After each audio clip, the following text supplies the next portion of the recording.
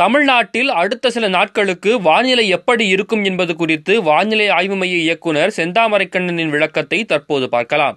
தமிழக பகுதிகளின் மேல் நிலவும் வளிமண்டல கீழடுக்கு சுழற்சியின் காரணமாக கடந்த 24 மணி நேரத்தில் தமிழகத்தில் ஒரு சில இடங்களில் மழை பெய்துள்ளது.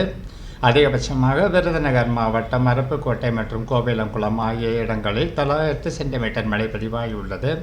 வானிலை முன்னறிவிப்பை பொறுத்தவரை தமிழகம், புதுவை மற்றும் காரைக்கால் பகுதிகளில் அடுத்த 5 நாட்களுக்கு அநேக இடங்களில் இடைமின்னலுடன் கூடிய லேசானது முதல் மிதமான வரை மழைக்கு வாய்ப்புள்ளது. கனமழையை பொறுத்தவரை அடுத்த 24 மணி நேரத்தில் மேற்கு தொடர்ச்சி மலை மாவட்டங்கள் மற்றும் தென் மாவட்டங்களில் ஓரிரு இடங்களில் கனமழைக்கு வாய்ப்புள்ளது. குறிப்பாக தேனி, தென்காசி மற்றும் விருதுநகர் மாவட்டங்களில் ஓரிரு இடங்களில் கன முதல் மிக கனமழைக்கும் வாய்ப்புள்ளது.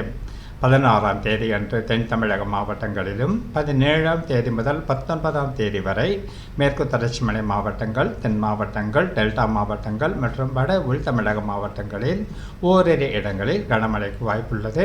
குறிப்பாக 18ஆம் தேதி அன்று கன்னியாகுமரி, திருநெல்வேலி, தென்காசி மற்றும் தூத்துக்குடி மாவட்டங்களில் ஓரிரு இடங்களில் கன முதல் மிக கனமழைக்கும், 19ஆம் தேதி அன்று மேற்கு தொடர்ச்சி மலை மாவட்டங்களில் ஓரிரு இடங்களில் கன முதல் மிக கனமழைக்கும் வாய்ப்புள்ளது.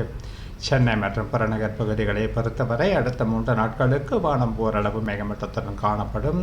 நகரின் ஒரு சில பகுதிகளில் இடைமின்னலுடன் கூடிய லேசானது முதல் மிதமான வரை மழைக்கு வாய்ப்புள்ளது. மீனவர்களுக்கான எச்சரிக்கையை பொறுத்தவரை 15 மற்றும் 16ஆம் தேதிகளில் மன்னார் வளைகுடா பகுதிகள், குமரி கடல் பகுதிகள், தென் தமிழக கடலோர பகுதிகள், தெற்கு இலங்கை கடலோர பகுதிகள் மற்றும் தென்மேற்கு வங்கக்கடல் பகுதிகளில் சூறாவளி காற்று மணிக்கு 40 முதல் 45 கிலோமீட்டர் வேகத்திலும் இடையிடையே 55 கிலோமீட்டர் வேகத்திலும் வீசக்கூடும் என்பதால் மேற்கண்ட நாட்களில் மீனவர்கள் இப்பகுதிகளுக்கு செல்ல வேண்டாம் என்று அறிவுறுத்தப்படுகிறார்கள்.